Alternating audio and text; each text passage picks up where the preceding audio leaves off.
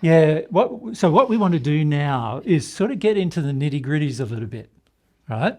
We want to sort of drill down into some practical things and just see, there's a number of things we'd like to see in the practical application of these things.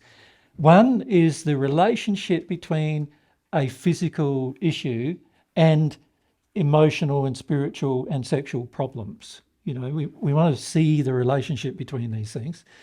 And we also want to see, remember, this discussion is really about the effect of the sin on the insincerity of the longing. So we want to see how there's some physical things that we do that actually do affect the insincerity of your longing with regard to spiritual things.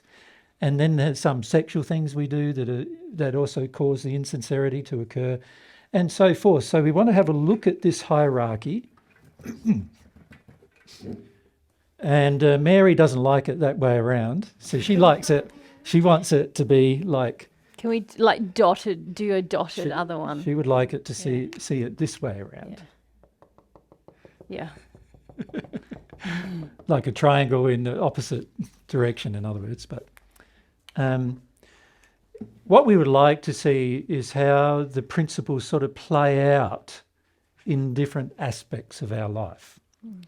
And the easiest ones to start with are, aren't they? Makes sense, doesn't it? Because the physical things you can generally see, you can see the effects of them. You don't have to measure them emotionally or spiritually. You can just sort of see them playing out physical life. We have the reason why the earth is so bound to the physical part of it is because the physical ties in with all your senses.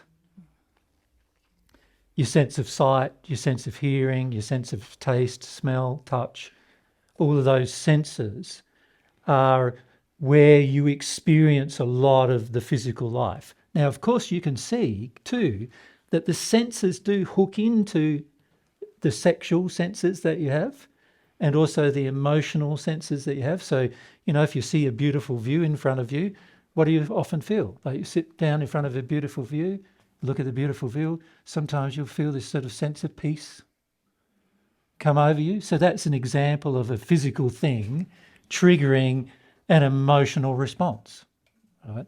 So there's good reason that God created all your senses so that you could have an experience that then could feed into the emotional side of your life, because it's the emotional side of your life where really you experience a lot of your life.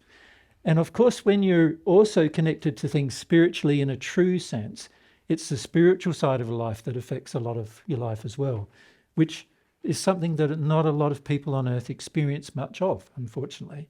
But obviously in the celestial heavens, it's a primary part of the joy that you experience in life. So what we would like to do, I'm just thinking about what to rub off. I might rub this side off because I might want to refer to the other side quite a lot. So let's rub this off. So let's start with some physical things, shall we? Some precious physical things that you like. What can I take away from you? Yes. No one has mentioned the toilet paper. No one's mentioned toilet paper. Nobody has. That whole big talk happened and nobody said a word about it. Only one person. Yeah. It's come up, has it? Yeah. Pets. Let's look at pets. Okay. Big thing in the world nowadays, isn't it? You almost see everybody, you go walking down the beach, dogs walking around, cats everywhere. Yeah, pets. At the top of the glacier in Austria. Pets. Dogs coming up on the chairlift. They took their dogs up the chairlift. Yeah. Yep. Yeah, no, I'm not joking. There were lots of dogs up on the top of the glacier. Yeah. We went to this glacier. By the way, the glacier is not like, we're used to seeing glaciers like in New Zealand that are like 20, 30 kilometres long, but this one was like, it shrunk down to, it's only like 500 metres long now or something like that. But even so, Still all these pets going up the top of the glacier. Yep, pets. Okay.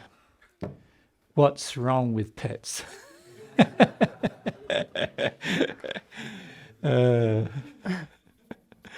Man, it's going to be interesting next time the media gets hold of this one.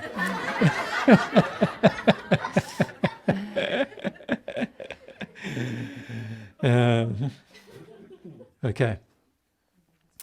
So if we look at it from the perspective of love, so now what we're trying to do is examine the principles from a top-down perspective about a physical thing we do. Does that make sense to you? Because if you can sort of examine it from a top-down perspective, you can eventually see whether the thing that you're doing physically is in harmony or out of harmony with love. Now, of course, if we could hear God with regard to the conscience, we wouldn't need much analysing, would we? We would be able to go, what does God feel about pets? Oh, yeah. Won't tell you his answer, right? Because what does he feel? Let's first ask the conscience. So the very first, you could say the very first thing you need to do with regarding solving any problem you face in your life is to first ask God via the conscience. Right? The reason why is that's going to be the most accurate source of information with a few caveats, if we can say. The caveats being, if you're not emotionally sensitive or you don't want to know the truth, then of course you're not going to hear anything via the conscience, right? But other than that, if God can tell you directly, then you don't really need to do anything else, do you? You go, no, the answer is no, or the answer is yes. Then you could start asking why, if you really wanted to delve more deeply into something. But via the conscience is the best thing to do, isn't it, first? So that's... Right.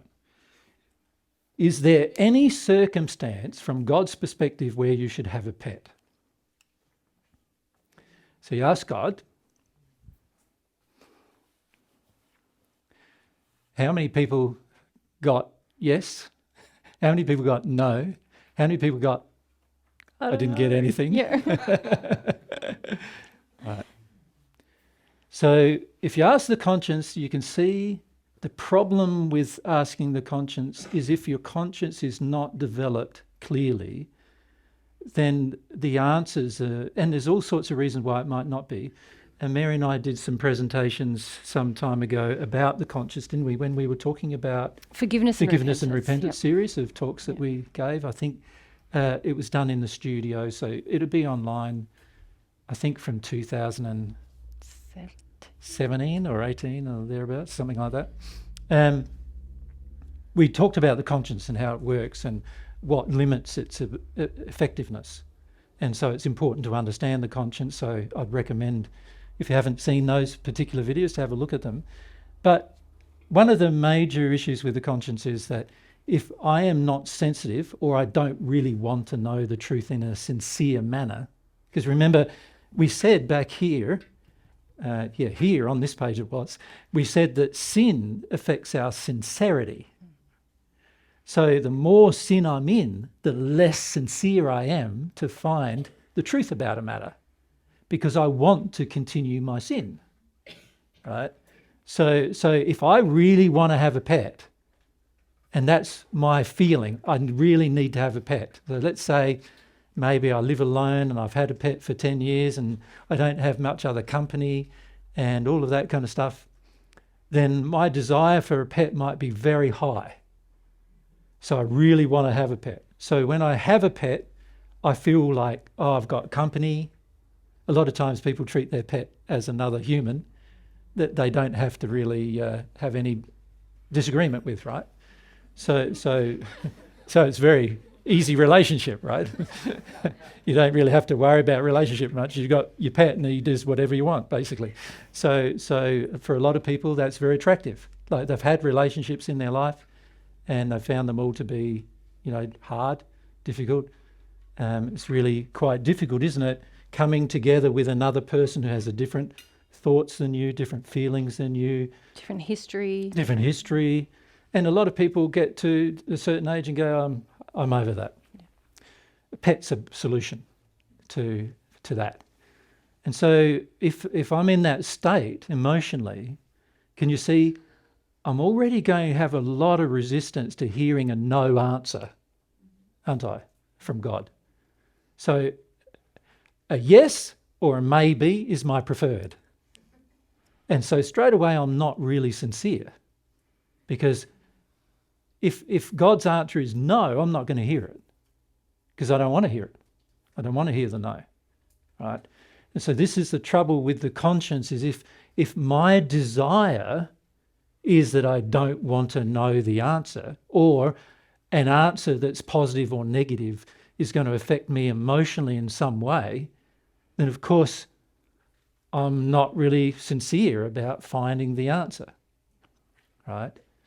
And so that's the issue with the conscience. If the conscience isn't working, then what other mechanisms do I have available to me as an individual to find out about whether it's right or not?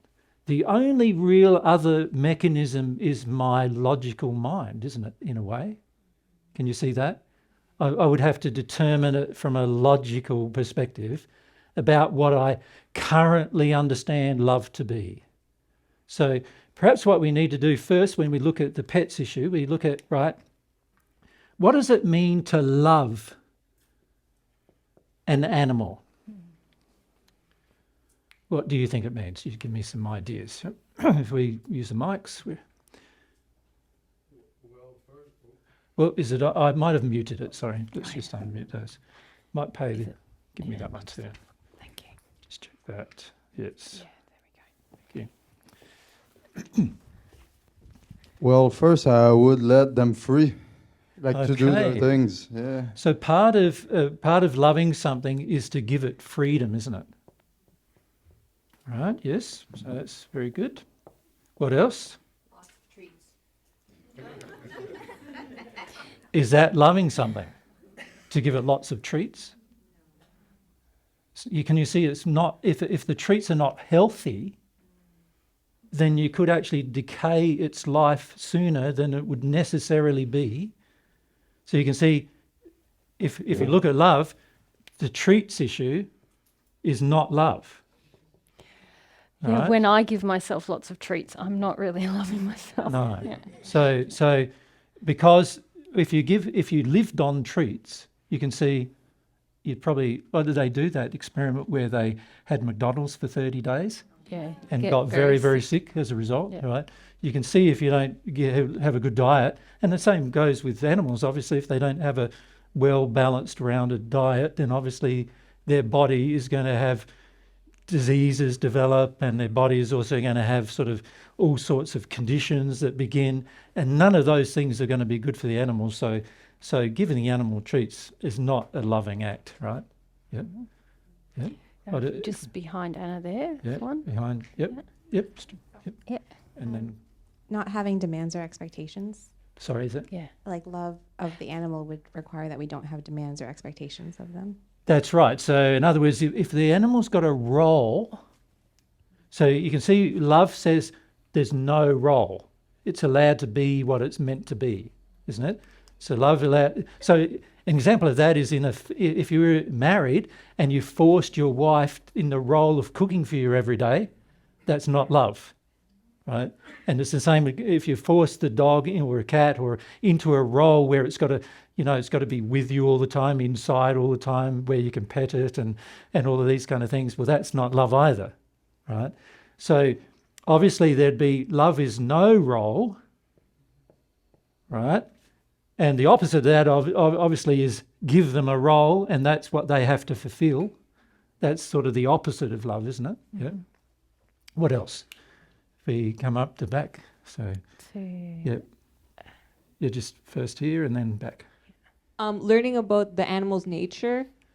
Okay, so love is trying to understand the thing, isn't it? Trying to bring some understanding to how is this animal being designed? How has it been designed to live?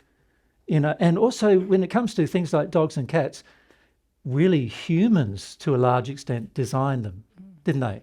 Like if you look at the breeds of these animals now, they've been bred for hundreds of years, and some, like cats, thousands of years, into a certain type of animal, which is far removed from its original design. So that's the other thing you've got to understand, is that how much of humans modified the design to suit the human, right? So love would say, what was the intention of its original design, wouldn't it? And then the unloving thing is, I want to force it to be what I want it to look like, right? Which is modifying the original design to suit myself, right? Now you can see that any time I modify a design of a living thing to suit myself, that's a fairly unloving thing to do. If I allow it to be its original design, whatever that was, then obviously now I'm being more loving and considerate. So it's a lot about like bringing some understanding. I want to understand everything about the animal, like what its nature is, what it was designed to do. Why was it designed to do that? What was its purpose? What was the original intention that God had for that creature? Would be a good question to ask, wouldn't it? Yeah. And we were Ed and Ellie and then Anna. So Anna first. And just behind you, if you just pass it straight back to Ed and Ellie. Anna first. So the principles of equality, not putting its life above other animals and even above humans. Well, this is very important, isn't it? Yes. So part of love is that if there's two animals, they are equal they should be equal in my expression of love towards them. So a squirrel should be equal in my expression of love as a dog. Now, when my dog is chasing the squirrel up the tree and I'm laughing about it, can you see I've got an issue where those two things are now not equal, right? So there's the principle of equality in terms of with other animals of the same type. So if there's a mammal versus mammal, insect versus insect. Of course, mammals are more important than insects in God's. You can see that quite clearly in nature, that is the case. And so you can see, well, quite clearly that insects have a role, but like obviously bigger mammals have a different kind of a role, right? But then there's also the relationship, as you point out, between human and the animal. So if I view my animal as more important than another human, can you see now I've got my whole world out of kilter, haven't I? Because from God's perspective, the animal doesn't have a soul, right? The animal has a spirit body and a physical body if it's a mammal, but not a soul. And if I'm putting the soul of a person, one of God's children, which is God's primary direct creation as well, the highest of God's creations, above the animal, then below the animal, then basically I'm saying, I think animals are more important than people. And by the way, a lot of pet owners feel this way. Animals are more important than people. And so what happens to my animal is more important than what happens to a person. And we see this playing out in many ways, don't we? Like, for example, there's many things where you can see examples of an animal gets an injury and we give it $10,000 or $15,000 worth of treatment because it's more important to me than the guy down the road, my neighbour, who had a broken leg. You know? We don't give him $10,000 or $15,000 for his treatment, but we give it to our animal. Right? So there's a very severe imbalance in the way in which we're seeing things now. So you could say there is a hierarchy of importance with regard to love. And that hierarchy of importance is humans, being the pinnacle of God's creation, have to be loved first. And then the lower creations of God would be loved next. Right? Now, the two loves are not exclusive.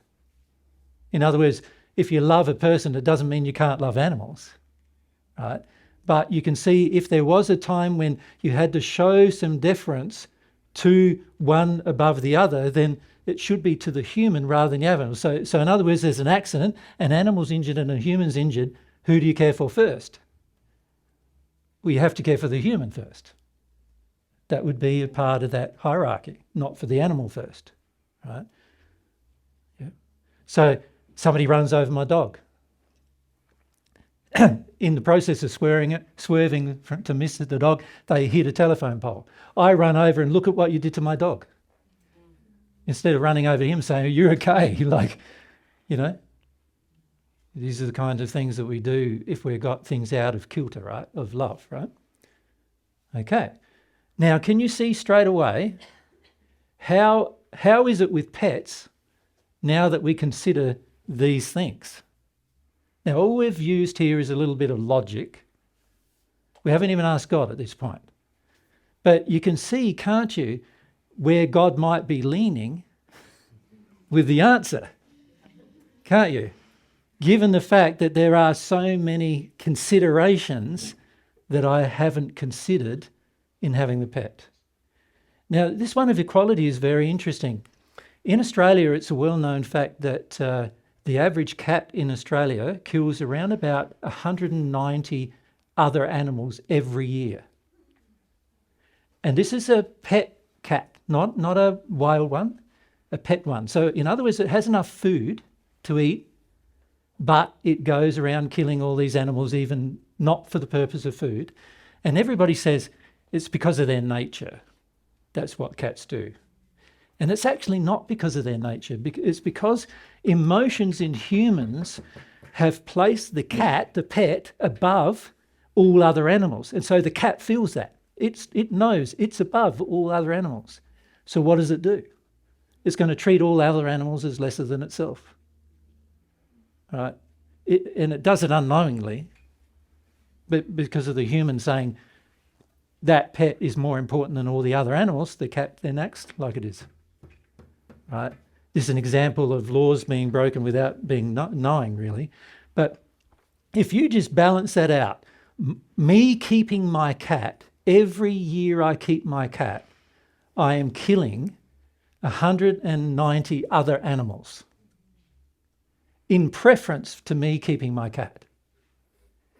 The cat in Australia is not even a native creature. It wasn't there in the beginning. It was imported by English into Australia.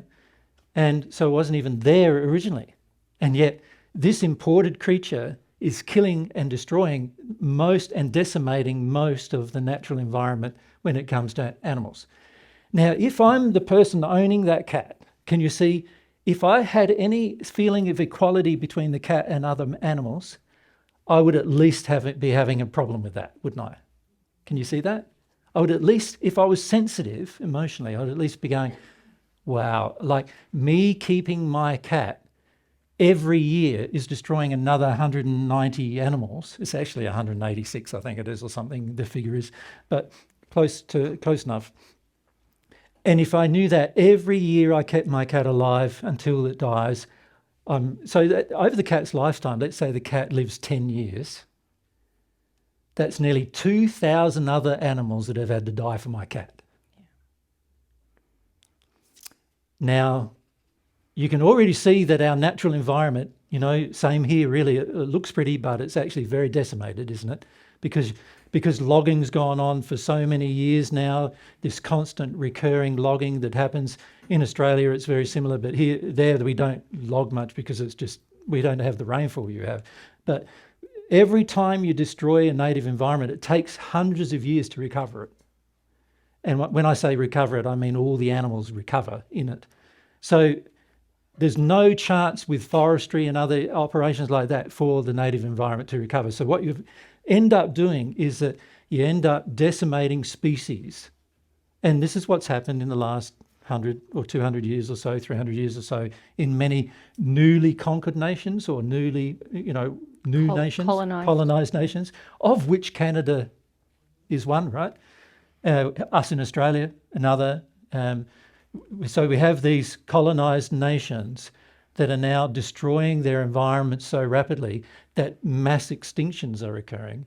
Now, if we cared about all of that, it would be very hard to keep a pet if we actually had a sense of love for all of that happening, because the pet contributes to that destruction of the natural environment. Of course, humans are the people who contribute to it the most, not the pet. Yeah. The pet is an innocent, you could say, bystander in a way. With to the innocent human emotion. party, isn't it? Innocent party. It's reflecting the emotional condition and trying to fulfill a role that's been given to it by humans.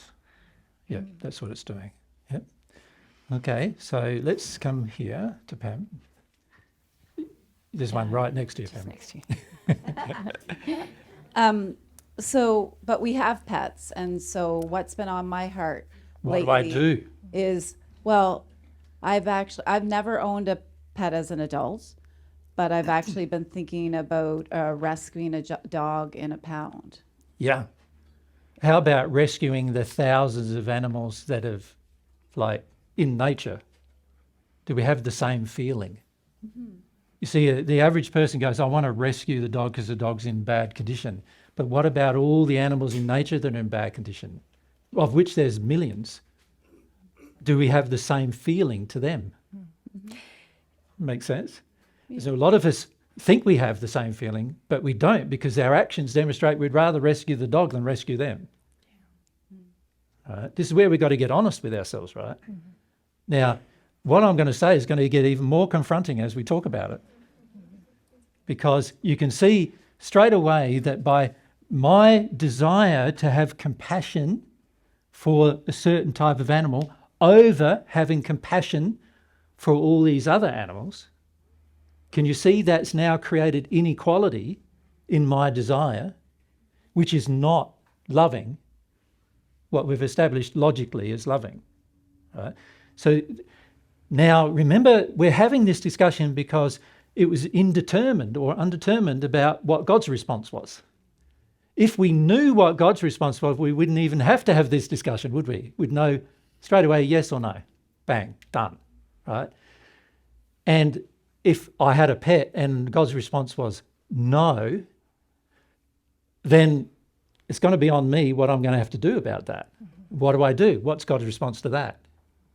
That'd be interesting to find out the response. What does God feel about your sin? Is it your fault or his? Right, your sin is your own cause, right? So when it comes to your sin, who has to fix it? I do. So if my sin is that I've got a pet, who's going to have to fix that? Me. How am I going to fix it? Good question, isn't it? Mm-hmm. There's an answer coming up, isn't there? That a lot of you don't want to hear, right? How do I fix it? How do I stop this inequality I have between the animals, how I'm treating different types of animals? Right? How do I stop that inequality? Change your belief. Sorry, let's not yell out if we can, Mike, because otherwise, yep. Yeah, I feel a bit concerned because that's like really accurate to what I'm living. Like we have a cat, we adopted it, and Yeah. I'm like proud about letting it free, and I've no demand, and like seems like the happiest cat ever. Yeah, I bet. But she's killing like mice, and she brings them to me as gifts like all the time. Yeah. And I'm concerned about it because And what do we think about a mice versus a cat? Well, I'm The like, average there's person? like thousands of mice, of course, Yeah. but I've had the feeling about it, like, do I kill my cat? Because I'm triggered by these. I don't even kill them, but like I don't eat meat because since I'm a little, I cry every time I see a dead animal, and this cat is bringing me down an animal over. One after the other, after the other. I'm like, what do I do? He's really showing you what to do, isn't he? Yeah. Like, But he's also showing you your feeling. Yeah. See, the first thing he's showing you is the feeling. The feeling is, my cat is more important than any other animal. That's the feeling. Why is your cat more important than any other animal is the question you've got to resolve emotionally from a sin perspective. because it shouldn't be more important than any other animal. So once we fix that emotion, like we fix the pet situation where it kills other animals, is that it? Should we kill our cats? That's the thing. That's the real question I'm asking. Just get to the point.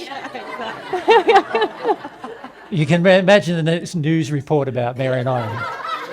So, he told everybody to kill their cats. Oh, we were just saying at the break what a lovely open audience you are and everything. This is going to be it, isn't it? No, mass exodus. Now, firstly, can I point out, can you see Yes, automatically, that's what I want to do. here we are in the physical issue, Yeah. and automatically what's happening?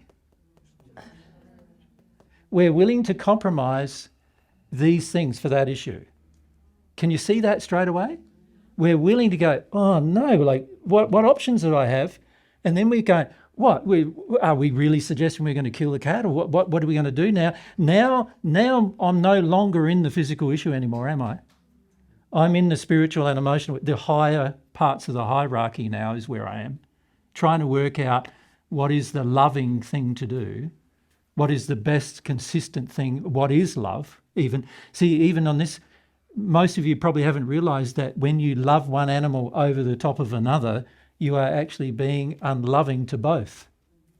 We're breaking a spiritual You're principle. breaking spiritual principles, right? By having love for one over the top of another. You're breaking a spiritual principle. So now I'm having to come face to face with, oh, gee whiz, it's sort of like, I've never even thought of this as a spiritual problem, right?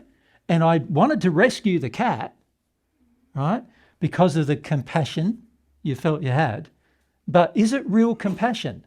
Or is it just that cat's circumstances reminded you about something in your own childhood, or what is it? And this is where we get to the emotional component of the question, don't we? Why did I need the cat in the first place? The rescue dog or the rescue cat pull on me, whereas the roadkill doesn't affect me? I can drive along and hit a deer and pull it off the side of the road and keep driving. Or whatever. snakes. I don't go, oh, how about the snake? Sharks. Sharks are treated terribly on Earth. Terribly. Nobody is doing a rescue shark, are they?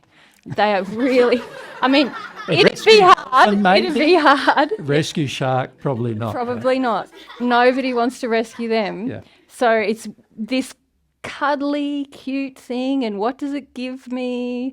Gives me cuddles. And, you know, I get to feel like they've had a hard life and it sort of resembles Reminds mine. me of my own hard life. Yep. So this is where my emotions now, I'm in some sin, aren't I, emotionally? Yeah. Can you see when it comes to receiving an answer from God on the subject of should you have one in the first place? Yes or no? And what do you do now you have one? Do I kill it, or what do I do? You know, yes or no? I don't even want to know that, because there's too much other investment happening inside of me emotionally to even consider it. And therefore, I'm not open to receiving even the truth about my cat. And if I'm not open to receiving the truth about my cat, how open am I going to be about receiving the truth about myself? It's an interesting question, isn't it? This is why most people, you share a truth with them about themselves, they get so angry, right? Because you share a truth with them about their cat, they're already angry. So by the time they get to themselves, it's like meltdown angry, like supernova volcano angry, like then, you know, because we are in the state where we don't even want to consider the spiritual principle or the emotional principle as to why we had it in the first place, why we rescued it, what went on, and why is it that we never considered that a pet cat destroys so many other animals? Why is it that we never even thought about it? Right? They're good questions, aren't they? Mm-hmm. Because if I don't think about it, how is it going to change on Earth? Like now in Australia, I think they worked out that cats every year kill 20 billion. It's a lot. There's a lot of cats. Native creatures in Australia alone every year. Because there's like, in some places on Earth, there's more cats than people, domesticated cats. You know, there's a lot of cats. Yeah. And if you consider that amount of destruction just for the sake of one type of animal, we're going to end up in the future at some point, we're going to end up with no lizards, no snakes, no birds, but we'll have cats. This is what's happening in Australia. This is the average cat in Australia kills 186, as I said, other animals every year. And this is not a hungry cat, because he gets fed already. And they studied it, you know, because a lot of people put bells on their cats or they lock the cat inside at night. But they actually tracked some cats and found that they'd found ways to escape, that they could still kill animals, even wearing the bell. Like, it's pretty damning in Australia what cats are doing, actually. Yeah. But it's really because of humans. It's because we want to breed them. We want to continue them. We only see our pets, or you could say the domesticated animals, are more important to us than every other animal. Yeah. So sheep, goats, cattle, cats, dogs, anything that's been domesticated, we see it as more important to us. In the case of sheep, cattle, goats, they are, for many people, their livelihood. Their entire way of living depends on them. Their entire money stream depends on them. They feel it as their survival depends upon them being able to farm these animals, right? Let alone when it's just a cat and a pet where your money doesn't depend upon it anymore, right? You can see there's a terrible imbalance between the native environment and the domesticated environment. Yeah. And like, we haven't even talked about the emotional damage it does to you to have a pet. So the spiritual damage it does to you, Yeah. actually. Yeah. Yeah. Yeah. Yeah. Well, what do you guys think? What might be the emotional damage of having a pet? Sarah, yeah? I got my kids a pet because I wanted to make them happy because we moved Yeah. and Lucy was sick. So it's a way of helping the kids avoid unhappiness, Yeah. which is unloving to their soul because they need to feel their unhappiness. Yeah. Yeah. Yeah. And you can see the pet is really being used. Like, people are unhappy. You've got Distract to come them and with a pet. distract, divert, make happy. Yep. Yep. What else? Lisa? Please. I think a big one is avoid loneliness. Yeah, massive. Massive. Now, if you use an animal to avoid loneliness, you're not going to deal with your people issues. You are not. Your people issues are your biggest sins. How are you going to have other relationships if you don't deal with your loneliness issues? Yeah. So having an animal for the sake of removing loneliness, it's only an illusion, by the way, because the animal can't talk to you. They can't talk back. They can't boss you around. They can't listen to you. That's why a lot of people like them. Yeah. Right? And this They is why, just cuddle you. That's Yeah. right. So they just make me feel loved. But actually, they can't love either. They're responding to your demand to be loved by just sitting in your lap. So it's an illusion that they're actually loving you. So how are you going to be with love in the future if you're going to live in an illusion constantly about it? As long as a person does what I want, then they must love me, is really the injury, isn't it? Yep. Yeah. Any others? If we come over. So, Ali?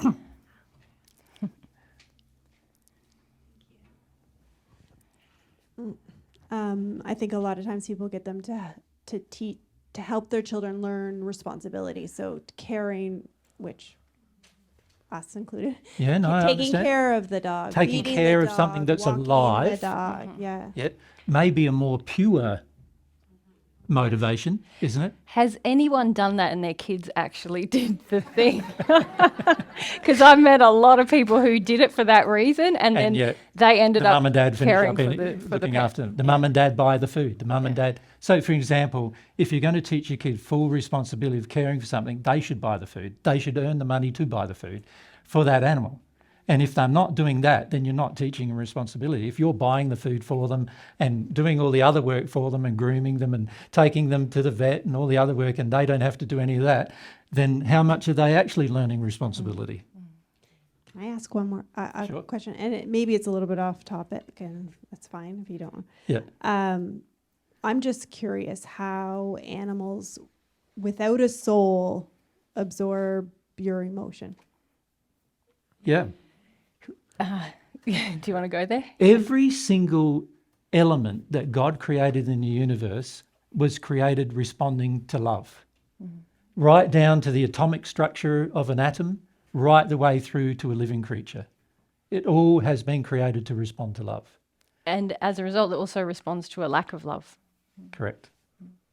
You follow? So God created it that even the smallest particle that God created, which is far smaller than an atom, responds to love. It responds to the emotion of love. Now, it's probably fairly well known that this is true without people thinking about it very much.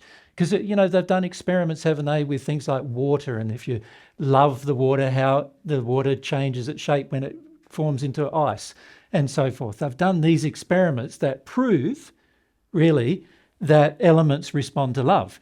But people don't think that applies to everything. They only think it applies to water, right? But it applies to everything. Every element that God created responds to love. So when you love a thing properly, the thing will respond, whether it's a physical thing, an element, a tree, a human, and an animal. And they don't need to have souls to respond. There's an instinctual response that God's created to respond to love. And the only creation of God that differs from that is the human, in the sense that it's not instinctual, in the sense that there's got to be some feeling involved, right? Because of self-awareness and free will. But God created everything to respond to love. So absolutely every element, everything that you can think of, the sand that's under your feet, right the way to the clouds in the sky, all respond to love one way or the other, right?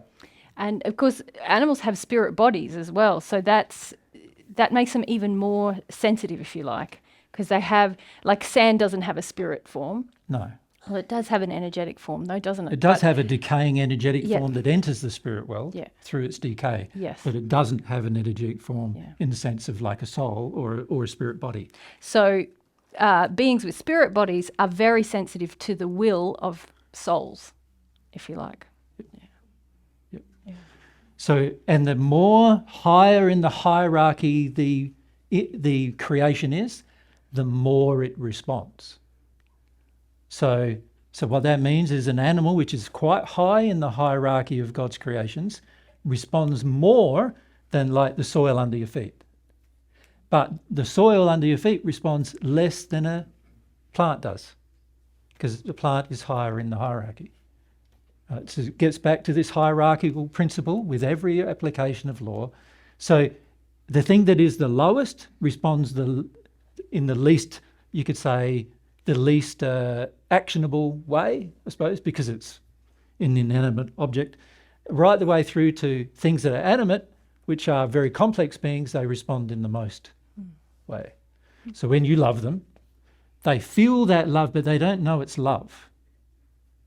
They don't know it's love, but they respond to it. So a plant, when you love it, it doesn't know that it's love that it's responding to, but it's been designed to respond to it.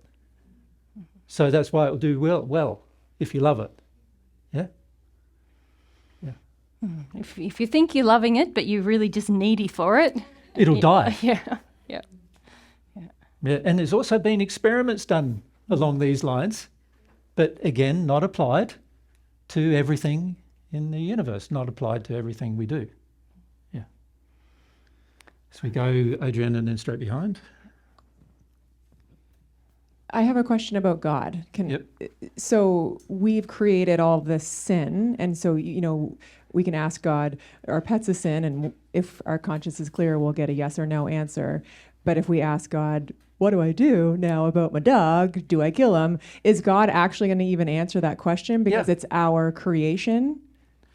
No, will he tell us what to do with the creation of our own sin. Well, he'll tell you the principles. He'll involved. tell you what's loving if you want to know. If you want to know. Yeah, but God will never tell you what to do. No, that's what Because I. to do that, he would be influencing your will. Yeah. But God wants you to know the truth about everything. Yeah. Yeah. So if you ask the truth. So like, I'm not going to ask him, should I kill my dog? He's not gonna answer gonna that. answer that. No. But if I asked him what's the involved. loving principles to guide me, Correct. then he will answer it. That's right. That? Okay. That's right. Okay. Thank you. Yeah. Just if you hand it back, Straight back. Adrian, to Yep. Selena, yeah. Yep.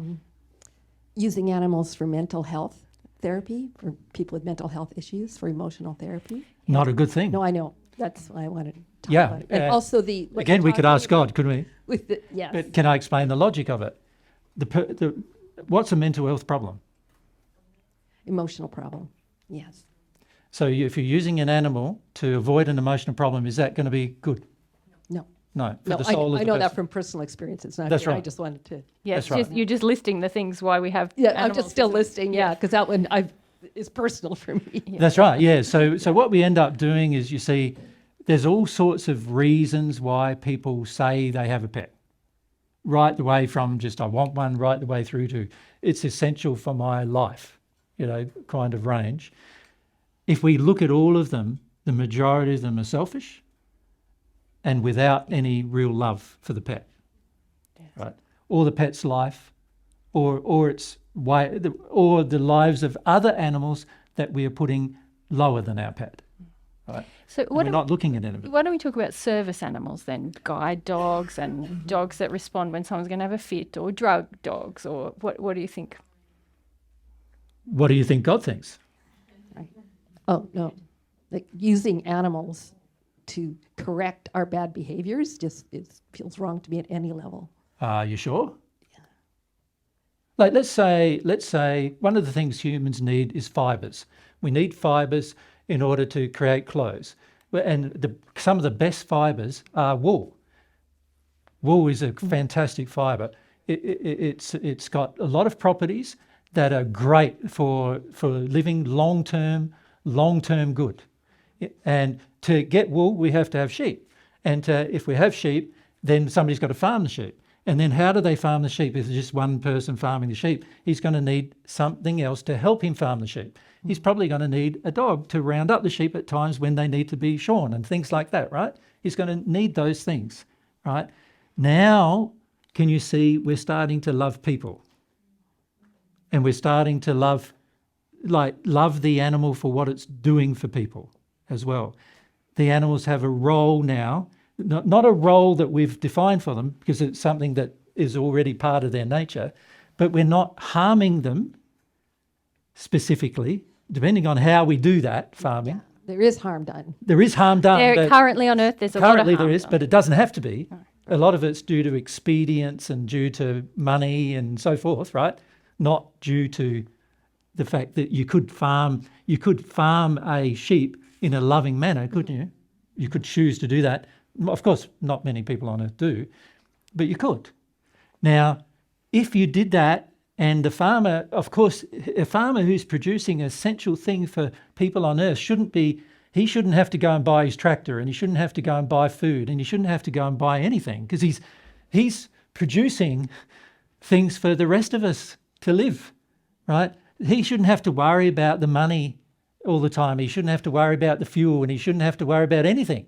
If he's willing to do that, which is a loving thing to do for the rest of humanity, why aren't we all just gifting him whatever he needs to get that job done in an environmentally non-destructive manner that also is loving towards the sheep?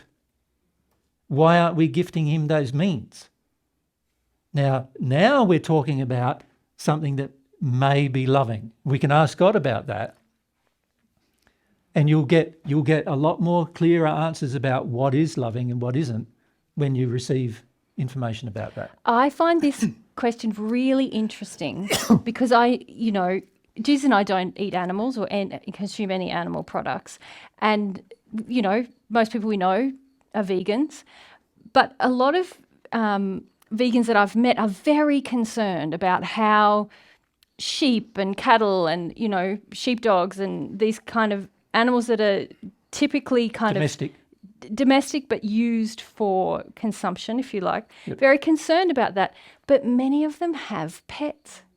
And to me, the addictions they have with the pets, when I feel God's feeling, they are far more in the spiritual and emotional realm of sin than some farmers. I know I've known a lot of farmers in my life. I grew up in the country.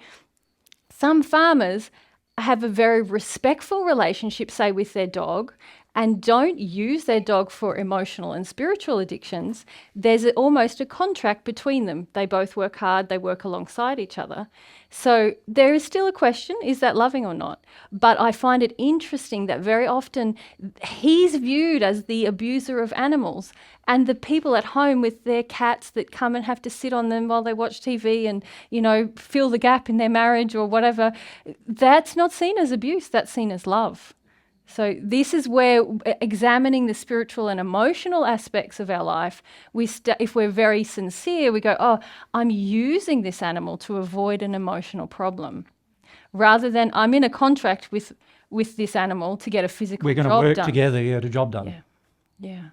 So it's much more loving to work together with an animal to get a job done than it is to use the animal for yourself. In this hierarchy. Yep. Yeah. Yep. And one comment you made about the experiments that have been done with plants. It's called the Intention Experiment. It's a real good book. Yeah. People want to look at that. Yeah. All right. So we've spent an hour on the pet. On the pet. Can you see though how the physical issue automatically generated feelings in you? Of what do I do now, and how do I deal with this, and am I going to say? How do I solve this problem? How do I deal with this problem in a loving manner now that I've created it? Is really the question. And God expects that you fix the effect of your own sin. So if the effect of your sin is now you have some animals, some pets, you're going to have to fix the effect of that. What are you going to do with that? How are you going to deal with that? That is something you're going to have to make some decisions about. And they're going to be hard decisions, because every decision that was made in sin is also going to be quite hard to make the decision to fix it. Yeah. All right. So they're going to be decisions like, you know, do I have to put down my pets? Do I have, those kind of decisions? Given the fact that many of them would not exist if it wasn't for humans wanting them. Right? If you look at the percentage of, say, cattle, which are only generally produced for meat production, used for meat production, versus the percentage of native animals, which are generally not used for meat production, and you look at the percentage and you look at how humans view them, there is a large discrepancy. This is why we have mass extinctions of other animals on Earth, because we are treating those other animals as if they're lesser to us. They mean less to us. They are not needed. So therefore we treat them, if they disappear, it does not matter to us. If we're honest, it doesn't matter. And this is the problem. It's an issue of what are we loving? When we love things, we're not going to love in preference, with the exception of humans being the highest of God's creation should be loved first, but all the animals should be loved next. These animals, and when it comes down to insects, we have terrible attitudes. And yet the insects you're living on them. Without them, you would die, right? And with cattle, you're not going to die not eating meat, but you are going to die if you get rid of the bees. Or the flies. The infectious disease that flies keep under wraps is quite a lot. So our attitude to these creatures is very much out of loving kilter. We are heavily skewed towards the domesticated animal in preference to all these others, to our own detriment, actually. And also, of course, to the detriment of the environment as a result, right? Now, that's the pets. We could say a lot more about it, right? But otherwise, we don't want to be spending the next 3 days in Nova Scotia talking about pets. Right? Do you? Though? I think you might. Yeah. And can I just remind you of something that Jesus said at the start of this talk as well? For everything that we're going to raise as an example, remember there's a process of being aware to becoming awake to the sin. Yeah. And if you're sincere in that process, it's going to help it's going to help guide a lot of your decisions in regard to all these things. Yeah. So So the discussion today is just about you becoming aware. Yeah. This is a problem. To become awake, you've got to get to the stage where you're willing to do something about the problem. Yes. And properly awake, you'll do a good thing about the problem. Sometimes when we hear about a sin, we're like, oh, I can't do that anymore. I've just got to make a different decision. But we haven't fully felt it ourselves as a sin, and then we make another bad decision. Yeah. And frequently, the second bad decision is out of guilt about the first decision, the first bad decision, instead of actually coming to terms with what is God's truth about the matter, what is the loving thing to do. Now, how does having a pet affect your relationship with God?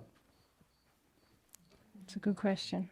It's a good question, isn't it? So remember we said here that the physical thing, quite often there's spiritual and emotional issues in it. So if we come back here, how does having a pet affect your relationship with God? Interesting question. What's the answer? You want to have a stab? If we can just wait for the mic, and then we'll come across. Perhaps instead of feeling the emotions that you're not feeling because you're using the pet for that, then you would go to God. Like often when I'm in my worst feelings, then I finally am like, God, help me. Yeah. So it puts me into humility to then contact God. Okay, so it can distract you from your relationship, from an emotional perspective. Yes, that's true. Yeah. What else? Teddy? Sorry, this was very triggering because I work with dogs for a living. And I've felt, I mean, you can correct me if I'm wrong, but I felt they brought me closer to God. I felt that they brought me closer to people. Any animal can bring you closer to people or to God. They're God's creation after all. Yep. They're pretty wonderful. Animals are wonderful. And they have life. But you said they don't love because I don't know. I guess I thought that, but I thought that I felt so much love, especially just hold the mic a bit closer. And gratitude. I felt like I've received so much love and gratitude from animals that I've helped that I've helped change their state of mind from fearful to happy to loving. And it's to me like, and now I'm thinking like, do I have to give up what I do? No, they're responding to your love. Yeah. So because you've loved you're them. thinking the animal is becoming more loving, but actually you are. And they respond to that. And obviously they've come from an environment that's very unloving. And so they're still reflecting that. And then you're loving them. And they're going to respond to that because of the response that is in all of their DNA to respond to love. Yeah. And many of the animals you're dealing with, if you understand, they've been treated badly, haven't they? Yes. And you're treating them better. And I'm teaching the people how to treat them better. And basically what you said, like I see all the time, like and I have to tell people, like, you know, the animal's acting like this because of your emotion, because your fear is triggering the animal. Correct. But so now, how can you bring what you do into more harmony with love? Because I ask myself that every day. Well, you're just doing it with domesticated animals. I mean, I try to treat people the same way, but... Yep. But can you see there's an imbalance between the domesticated animals and how you feel about them and the animals that are just in nature and how you feel about them? But I love them too. I always try to save injured birds, squirrels. 2 weeks ago, I saw a skunk that was injured, and I called animal control. Like, I don't eat meat. Like, I feel I love both of them. Like, I don't allow the dogs that I'm with to kill other animals, although I'm feeding them meat, so I guess that's kind of a contradiction. How many horses and how many cattle had to die to feed your dog? But wouldn't they eat anyway, though? Yeah, but what would they normally eat? In the wild, what would they normally eat? They would find usually an injured animal or a dead animal, and they'd eat that. That's what they would do, right? That's what they all do in the wild, isn't it? Yep. So we've got to be real careful here, you see, because you can still see that there is an imbalance. The key is, I'm not saying everything you're doing is wrong, because it isn't, right? But there is still an imbalance that has to be fixed. So that's something you can talk to God about and find out, well, how do I fix this imbalance? The fact is, these dogs that I'm keeping, which have all been brought to me from people who are disrespectful to them, on the whole. Yep. What do I do with them if I keep all of them alive? Then also there's a lot of other animals that have got to die for me to keep all of them alive. This is the effect of the sin, you see. We humans don't consider the long-term ramifications of their sin. What they do is they go, I just want a pet, so they get a pet. And the next person goes, I want a pet too, so I'm going to get a pet. Oh, you got a dog and I got a cat, and, let's all get a pet. And so it's going, I want a budgerigar and I want a, cockatoo, and and everybody gets their pets for a purpose without considering the long-term consequences of breeding up all of these animals to the point where they are far in excess of what they would be naturally occurring. Because they've all been supported by humans to get to that place of being far in excess. Right? Now I'm going to have to face the fact that I've done it. I'm going to have to face the fact that I've participated in that. I'm going to have to face the fact at some point that these things are true, and then I'm going to have to do, well, what do I do about that? Right? Now, I'm prepared myself to sacrifice the life of an animal that has been created just for the point of human addiction in order to save 186 other animals every year that haven't been created to feed human addiction. Right?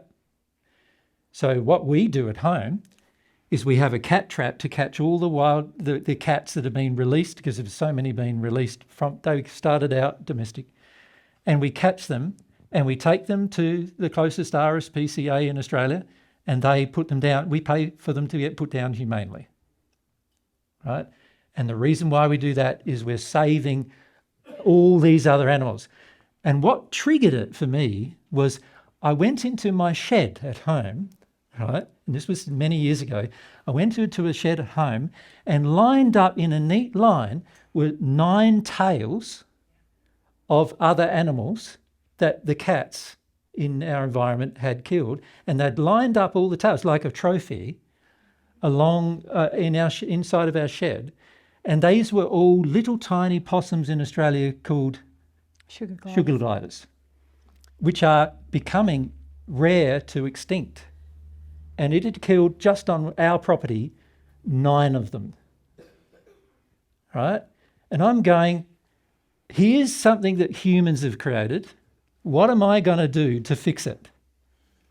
Wouldn't it be more loving to spay and neuter so they can't reproduce instead of having they're still going to do the damage. Yeah. Their entire life they're going to kill these animals. So that might sound like a loving solution, but also I don't know how you would feel about all of your genitals being cut off, which is what neutering is, right?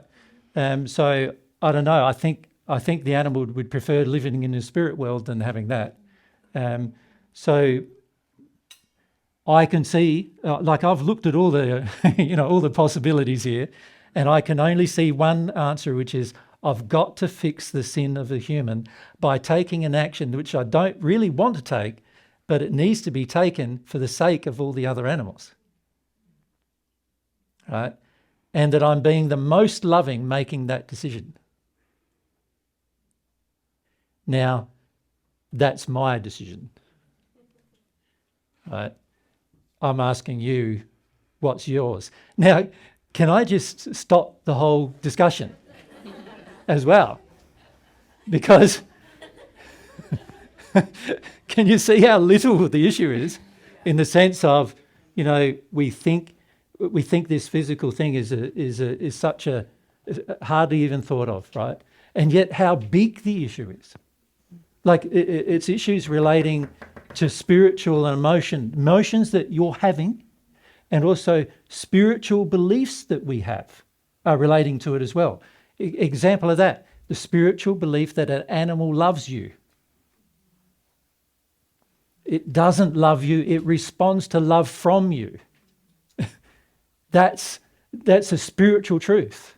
So Right. it's good to love an animal, isn't good it? to love an Because animal. it's responding, it's doing better because you love it. Yeah. But it's not love that you're going to receive from it.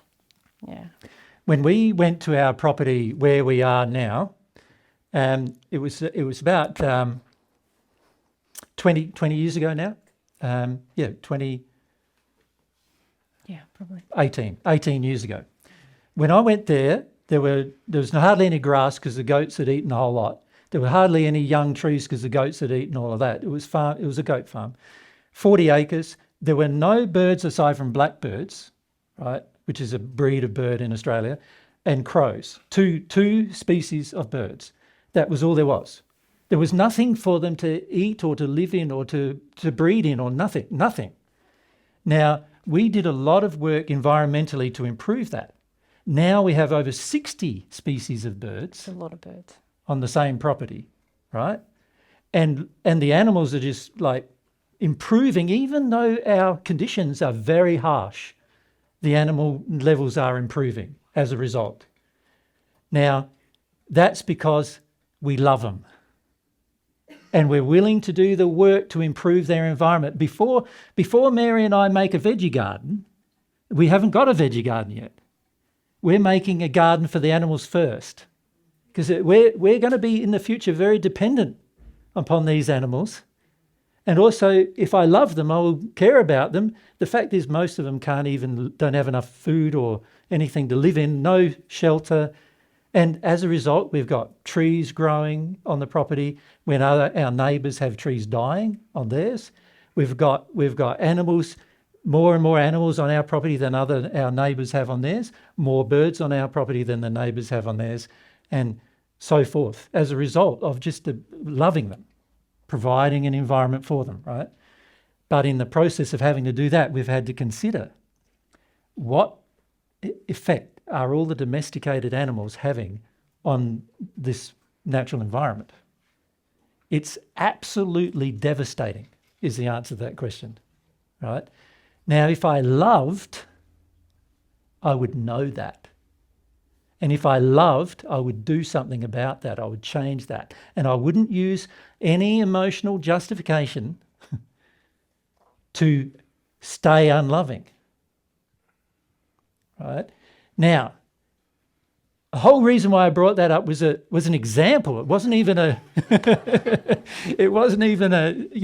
it wasn't what we want to discuss mostly. It's just an example of how people get so head up about staying in their sin and not dealing with its consequences. Right? You can see here, if I said at the beginning, relationship with God requires awareness of sin. Let's look at this. It requires awareness of sin. If I can't be aware about pets, how in the hell am I going to be aware of bigger things that are like big, strong emotional issues inside of me? How am I going to become aware of those where I am the actual one that needs to change? Right? Not me physically change something else, but I have to make a change. How am I going to deal with that problem if I can't even become aware of a thing that's a physical thing in my environment and how I'm loving it or not? Can you see? Yeah. Remember, how I treat the pet really is related to physical life. It's something I can see, I can relate to, I can, see it and its existence. I can measure its existence. I can see whether I'm being loving or not. And yet I'm completely unwilling to even see it all because of different emotions that I have that cause me to be completely unwilling. So I'm sinning from God's perspective. Like humans creating huge amounts of domestic animals on earth is a sin. The consequence of the sin is the destruction of the environment in a manner that's going to end up with mass extinctions, right? And this is what we're noticing when we travel around the world. We went to Austria. We managed on one day to have a bushwalk. We did 18 kilometres bushwalk through the Alps. Most of it had trees and plants and everything else, very damaged. We saw 2 birds the entire day. This is in the middle of the Alps in Austria. In the height of summer. In the height of summer. We saw 4 insects the entire time. And I was looking. There were 14 of us walking or something. And I was trying to point out to people, can you tell me when you see something? Yeah. This is in the middle of the Alps in Austria. All right? Now, I look at that and I go, how did we get to be so unloving to our environment?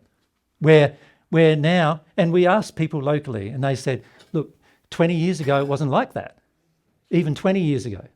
But now they're noticing a large devastation of birds and animals and insects and everything in their environment. What's happening?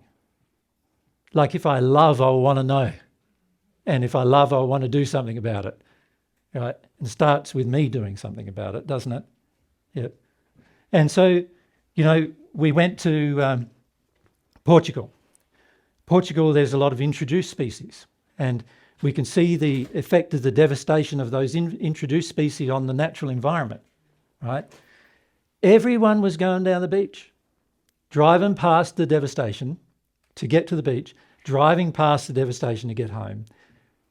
Nobody was concerned about the devastation because everyone was there on a holiday. We were there in the middle of summer. Everyone's there on a holiday to get some sun, right? No concern. How unloving have we become? And this is just to a physical thing, to our environment, which, by the way, is going to be necessary in the future for our survival and our children's survival. And yet we can treat it so badly that we don't even consider. And one way we're treating it badly is through domesticated animals, what we're doing with domesticated animals. So that's the end of that subject. Does that make sense? At last. But hopefully you get the principle. Because the principle is more important here, isn't it? I have sin, I'm going to have to destroy it. I'm going to have to destroy my own creations of sin. Anything that's a sinful creation, I am going to be responsible for the destruction of that sinful creation, right? I am going to have to do something that is not going to be pleasant and good, oftentimes, that I'm going to have to do, not pleasant to me emotionally, but I'm going to have to do it because love requires it. And if I did love, it wouldn't even feel challenging to do, to be honest. Because you'd see the reason, you'd want to address the reason, deal with the cause. So the real cause of pets or domesticated animals on the planet is the emotions of humans. Yeah. So what do Mary and I spend a lot of our time talking about? The emotions of humans, right? Can you see why? Because if the emotions of humans don't change towards a more loving aspect, our very environment is going to be, in many places around the world, is going to be unsurvivable in 50 years' time, right? If we don't deal with it. And we need to deal with it now, not 50 years' time when it's terrible. We need to see the writing on the wall, which many of you can see, right? See the writing on the wall and then start taking some action. That's the loving thing to do. The very first action we can take is emotional and spiritual, changing our beliefs and changing our emotions so that we can feel from God what to do about this terrible, monstrous thing we're doing to the environment, which all of us are at some extent participating in. Right? We need to come to that conclusion. Yep. So that's an example of a physical one. Are we brave enough to go to the sexual ones? The sexual exam. That was only one physical thing. We could have chosen lots, couldn't we? Toilet paper, whatever. Yeah. Who thinks that toilet paper was mild compared to pets? I was here for toilet paper and pets. Pets is far more emotionally charged. Yeah. Yeah. Yeah, and you can see why the average human feels emotionally charged about it, because there's so many emotions tied into it, right? Yeah. And that's why it's emotionally charged. Whereas giving up toilet paper, well, let's have a bidet instead or whatever, and that's a lot easier to consider. But when it comes to, well, maybe not for some of you, I don't know. But trust me, water on your bottom is far better than paper on it. But but for many of us, giving up the paper is relatively easy compared to giving up a pet. Right? Mind you, how many of us even get to give up the paper? You know, like, do we make changes to our home? Do we make adjustments so that, you know, what we're doing is more economically friendly, environmentally friendly, and so forth? You know, these are all aspects really that are spiritual, and can you see they're really spiritual and emotional decisions? They're not really physical. We think they're physical, so we just treat them with disdain almost, without thinking that actually, no, there's spiritual principles here that need to be examined, that we don't examine. Make sense? Yep. Just behind you. Yeah. Hey, so in terms of compensation on the soul, Yep. So the physical aspect of pets is owning a pet or having a pet. Yep. And then the emotional sin is the avoidance of our emotions or the avoidance of our childhood. Yep. In terms of the size of the compensation, can you talk about the difference? Often it's pretty strong. There's many people in the spirit world who are in the hells because of their attitude to pets. And it's not because of anything other than what it created in them emotionally, and what emotions they then embraced as a result of their attitude to pets. And a lot of it was to do with their attitudes to pets being superior to their attitudes to people, where they treated people badly compared to their own pet. That makes sense? So there are very strong spiritual principles. If a person is in such a condition emotionally where you think a person is less important than a pet, you're going to be arriving in the spirit world in a poor condition. Thank you. It makes sense, doesn't it? What I just said. You can understand why. You know, if you're treating people worse than you treat an animal, then that tells you a lot about what you think about people. Yeah. And from God's perspective, how does He think about people? They're the highest of His creation. That's how He feels about it. So you wouldn't be able to do that if you had any connection with God. Yeah. So yes, these physical issues usually highlight some very deep spiritual and emotional problems. Yep.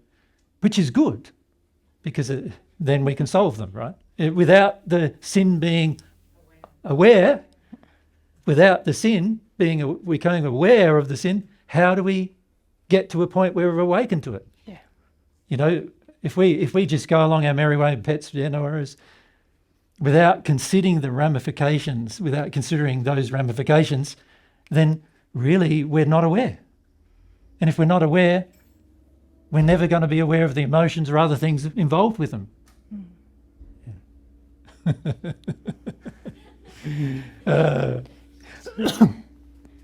Now the tractor has started up again. Yeah. Can you see my point? Yep. That's good.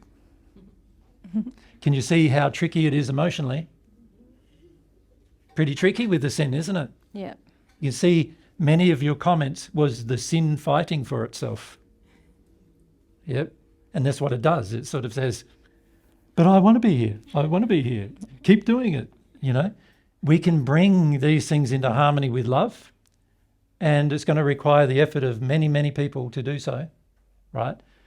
But it starts with a small group of people understanding the principle, because most people don't, right? Okay. All right. Are we brave enough to attack the next one? Yes. Who's got a sexual one? Well, maybe we should have a short break because it's 2:30. Shall we do that first? Yeah, let's have a break. Before we get into the harder issues.